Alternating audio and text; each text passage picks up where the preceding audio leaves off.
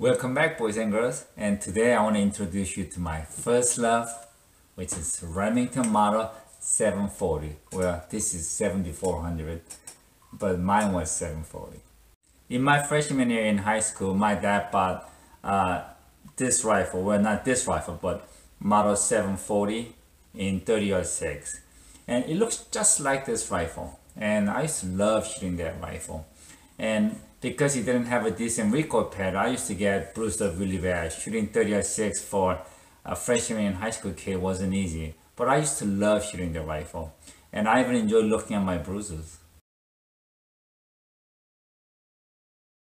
I was shooting the rifle so well, my father picked me as a shooter when he came hunting. So in California, we would drive in public land in Santa Barbara on the dirt road, and my dad used to have a really good eye for deers, and he would pick out a deer about 200-300 yards away, resting in the woods in the shade under the tree, and he would just pass him like nothing. And then as we go around the corner, he would park the car and he would tell me where he saw the deer, and I would quietly get off the car with my rifle, and he would tell me which route I should take and when to load my rifle, and at certain point as I'm picking over the hill I should be ready to shoot.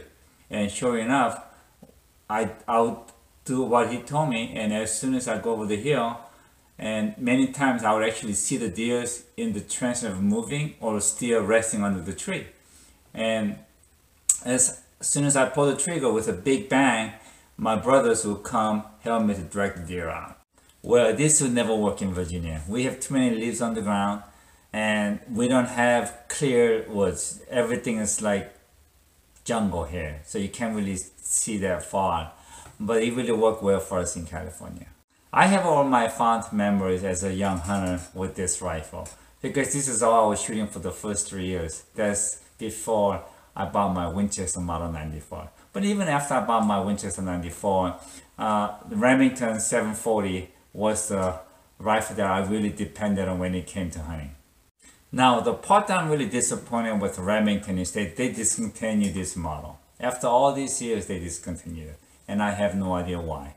And they came up with a newer version of rifle, which has very so-so reviews, and it does not shoot well, it does not function well. And as you can see, they look prettier, but they're not a shooter like this one. So that I am disappointed. But lucky for us, I bought this rifle for my son when he was in freshman in high school. That was like 9 years ago.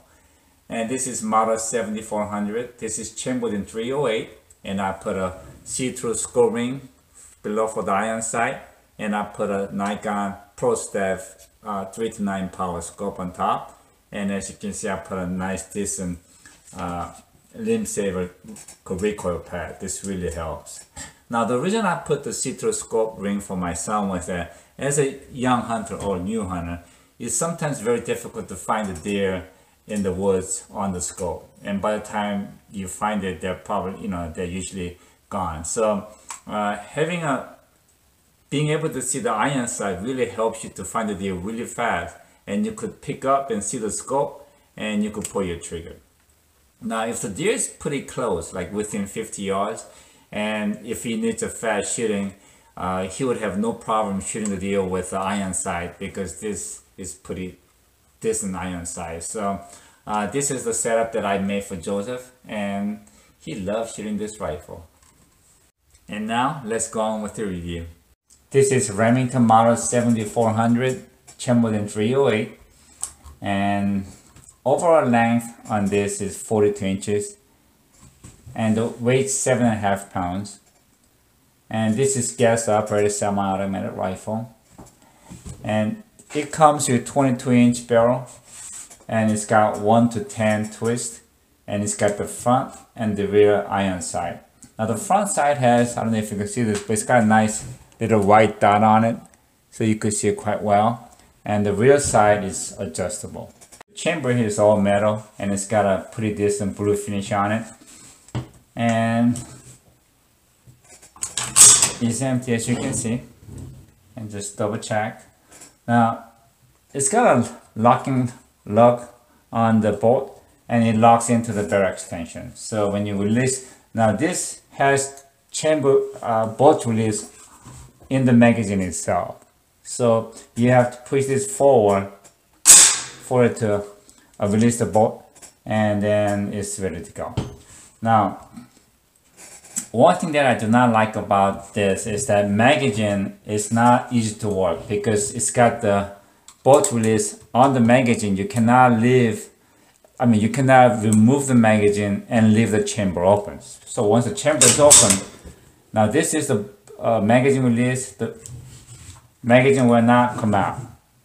So to be able to remove the magazine, you actually have to release the bolt and then you can release it.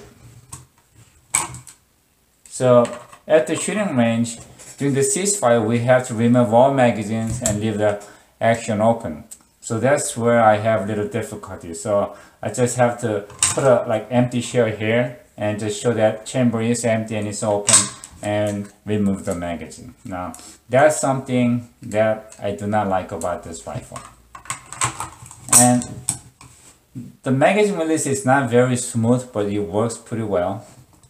Now when it comes to trigger, I don't know if you can see this or not, but it's got a Lousy Trigger on it. It has quite a lot of creep, and then it goes bang. Now this is about 5.5 pound trigger pull. To me it feels more like 5 pounds, but all that creeping doesn't really help. But I kept it as it is because replacing a trigger kit on this rifle is not easy as AR. But I mean, I shoot pretty well with it. My son shoots very well with it, so I don't mind keeping it as it is. And again, this is for a hunting rifle, so that's not a big problem for me. But the trigger on this is not something that I'm really crazy about.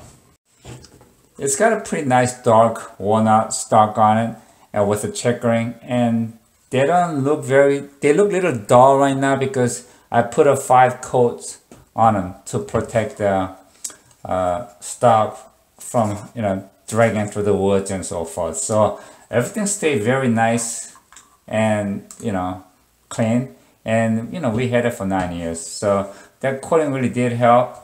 I know some people's gonna say like, no, just keep it as it was, but well, it's too late. I already got it coated, so what can I do about it? Now, one thing that I do not like about this rifle is this buttstock here. I mean, this recoil pad here is non-existent. I don't know if you could see this or not, but this is all plastic and it's very hard. And this is what gave me all the bruises when I was in high school shooting 30 or 16, and it didn't really help. But again, with a decent recoil pad, it really helps. So I put on a limb saver recoil pad, which is really nice, really soft, and it makes it a lot easier to shoot. It's actually pleasant to shoot in 308s.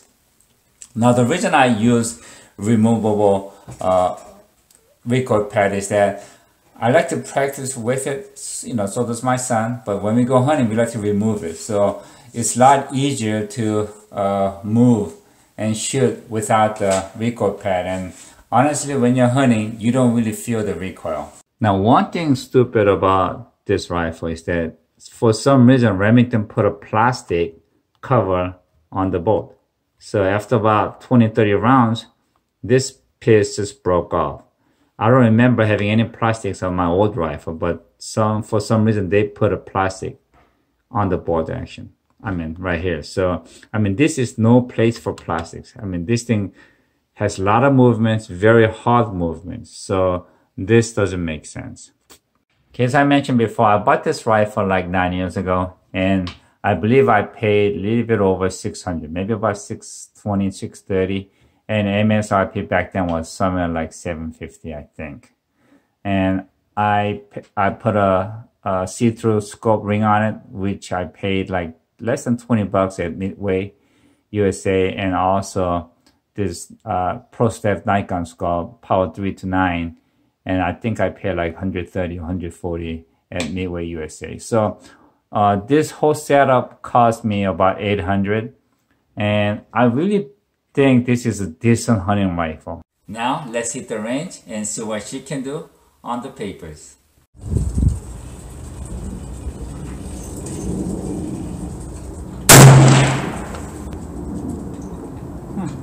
There's a buzzer.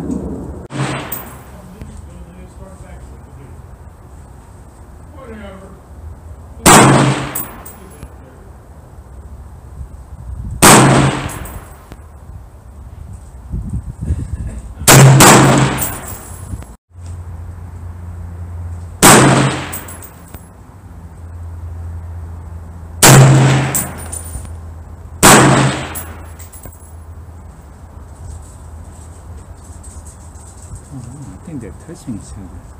This 100-yard with Remington 3-shot group. Wow, this is really accurate.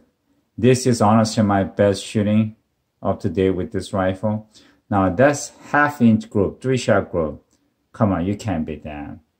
And I shot this last September, and this was 5/8 of an inch. So that's a little bit more than half inch, but I guess even, yeah, 5/8 of an inch. So this was not just my lucky day. This does produce very good shooting. Now, I believe, in my personal opinion, I think this Remington rifle shoots the best with 308 because I don't remember my 30-06 shooting this well. But with 308, recoil is very decent. It functions well, it shoots well. And I never had any jamming problem. I never had any issue with this rifle, except for the, the piece of plastic that broken off. Now, I have a question for Remington. Now, why would you stop producing such an awesome rifle? I mean, this is time-proven rifle that has served many hunters so well for so many years with very fond memories. And all of a sudden, they decide to stop making them. And they start making different, more updated rifles that looks better. But if you read the review, they're not a very good shooter. So I have no idea why Remington would stop something like this. But I guess they know what they're doing, right? I'm shooting one of the American whitetail, 150 grain. And this thing's coming out of the barrel at 20 feet per second. And I have 308 rifles. And I've shot many deals with American whitetails. And this does a really good job on these. I mean, this thing leaves nice golf-size hole on the exit side. So this works really well for me. And the price is very reasonable. And the quality of the ammunition is very nice. Wow, this is really accurate. I know some people say this is kind of ugly, but I really don't think this is an ugly rifle. I actually think this is actually quite nice looking rifle. And it's not too heavy, 7.5 pounds. It's very decent weight. And it functions really well. And when this thing can shoot like this, I'm not complaining. Now, in my opinion, instead of discontinuing this awesome rifle, they should have just done a few upgrades, like magazine, where you could actually remove the magazine and leave the action open, and better trigger for sure, and some decent recoil pad. And this would have made a perfect hunting rifle for the money. And lastly, like always, thank God for what you have. Enjoy your life with what you got, but mostly stay with what works for you. See ya.